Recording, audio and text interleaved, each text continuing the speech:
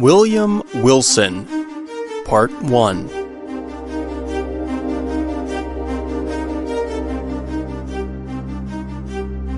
Let me call myself, for the present, William Wilson.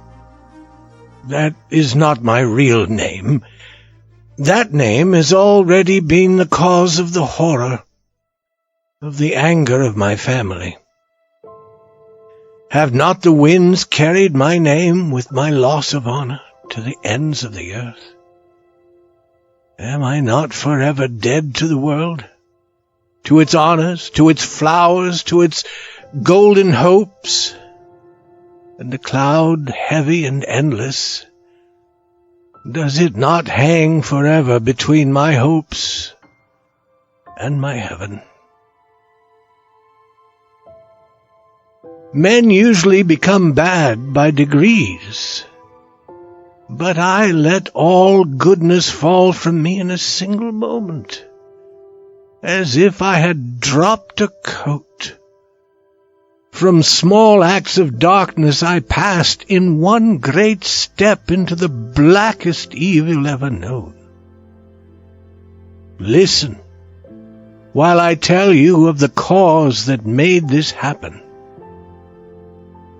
Death is near, and its coming has softened my spirit.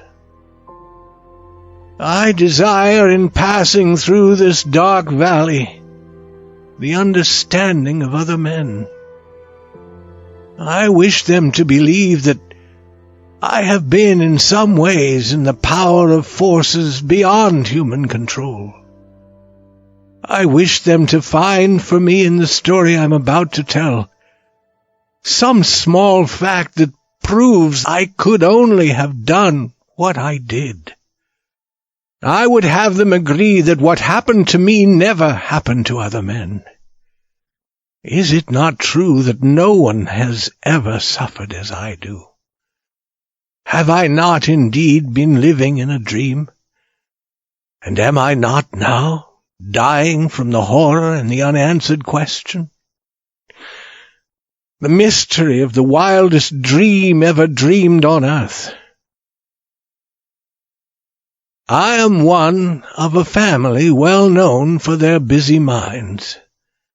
As a small child, I showed clearly that I too had the family character.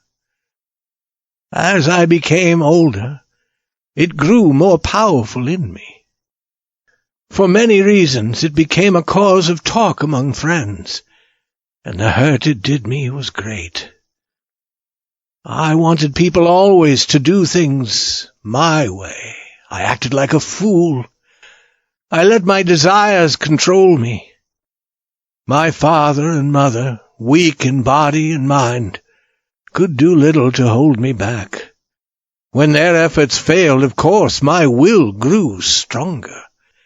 And from then on my voice in the house was law. At an age when few children are allowed to be free, I was left to be guided by my own desires. I became the master of my own actions. I remember my first school. It was in a large house, about 300 years old, in a small town in England, among a great number of big trees. All of the houses there were very old. In truth, it was a dreamlike and spirit-quieting place, that old town. At this moment I seemed to feel the pleasant coolness under the shade of the trees. I remember the sweetness of the flowers. I hear again with delight, I cannot explain, the deep sound of the church bell, each hour breaking the stillness of the day. It gives me pleasure to think about this school, as much pleasure perhaps as I am now able to experience. Deep in suffering as I am, suffering only too real, perhaps no one will object if for a short time I forget my troubles and tell a little about this period. Moreover, the period and place are important. It was then and there that I first saw hanging over me the terrible promise of things to come. Let me remember. The house where we boys lived and went to school was, as I have said, old and wide. The grounds about it were large, and there was a high wall around the outside of the whole school. Beyond this wall we went 3 times in each week, on one day to take short walks in the neighboring fields, and 2 times on Sunday to go to church. This was the one church in the village, and the head teacher of our school was also the head of the church. With a spirit of deep wonder and of doubt I used to watch him there. This man with slow step and quiet, thoughtful face, in clothes so different and shining clean. Could this be the same man who, with a hard face and clothes far from clean, stood ready to strike us if we did not follow the rules of the school?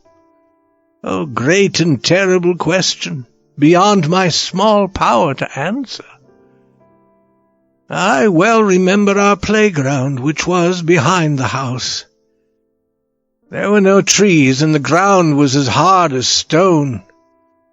In front of the house there was a small garden, but we stepped into this garden only at very special times, such as when we first arrived at school, or when we left it for the last time, or perhaps when father or mother or a friend came to take us away for a few days.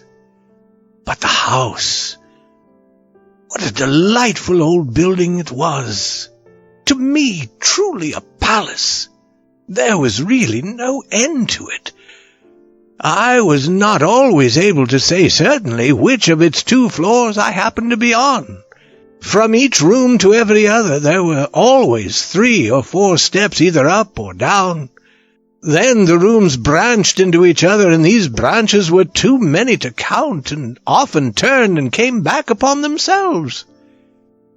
Our ideas about the whole great house were not very far different from the thoughts we had about time without end. During the 5 years I was there, I could never have told anyone how to find the little room where I and some 18 or 20 other boys slept. The schoolroom was the largest room in the house, and I couldn't help thinking it was the largest in the world. It was long and low, with pointed windows and heavy wood overhead. In a far corner was the office of our head teacher, Mr. Bransby. This office had a thick door, and we would rather have died than open it when he was not there. Inside the thick walls of this old school, I passed my years from 10 to 15. Yet I always found it interesting. A child's mind does not need the outside world. In the quiet school I found more bright pleasure than I found later as a young man in riches, or as an older man in wrongdoing. Yet I must have been different indeed from most boys. Few men remember much of their early life. My early days stand out as clear and plain as if they had been cut in gold. In truth, the hotness of my character and my desire to lead and command soon separated me from the others. Slowly I gained control over all who were not greatly older than myself. Over all, except one.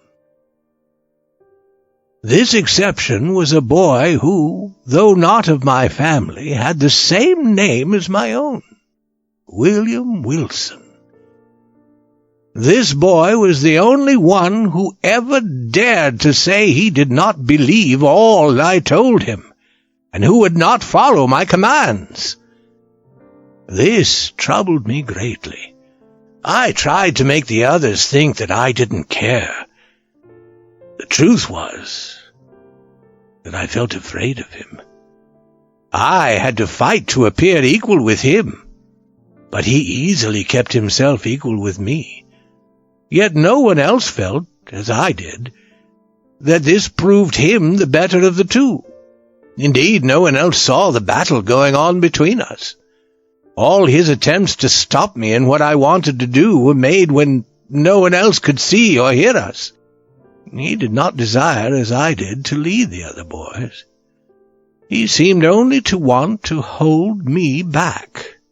Sometimes with wonder, and always without pleasure, I saw that his manner seemed to show a kind of love for me.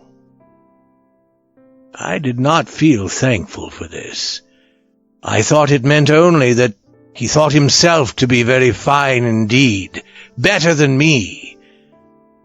Perhaps it was this love he showed for me, added to the fact that we had the same name, and also that we had entered the school on the same day, which made people say that we were brothers. Wilson did not belong to my family, even very distantly. But if we had been brothers, we would have been near to each other indeed, for I learned that we were both born on the 19th of January, 1809. This seemed a strange and wonderful thing.